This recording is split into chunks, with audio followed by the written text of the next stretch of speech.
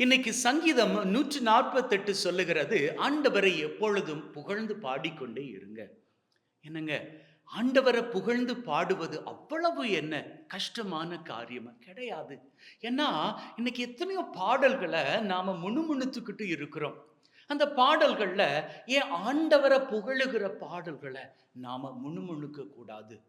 இதை ஏன் நான் சொல்றேன் அப்படின்னா, ஆண்டவர நாம புகழுகின்ற வேளையில, நம்முடைய உள்ளத்த காணுகிற தெய்வம், நம்ம வாழ்க்கையில நாம தேவைப்பட்டு காத்துக்கிட்டு இருக்கிறோமே எத்தனையோ ஆசிரின் காரியங்கள், அத்தனை காரியங்களை அவர் பொழிவார். அப்படி பொழிகின்ற வேளையில், இன்னைக்கு இருக்கிற சூழ்நிலை எல்லாம் மாறி போய், நம்முடைய வாழ்க்கை மகிழ்வையும், நிறைவையும், ஆசிரையும் பெற்றுக்கொண்டு, எந்நாளும் எப்பொழுதும் சிறந்திருக்கும்.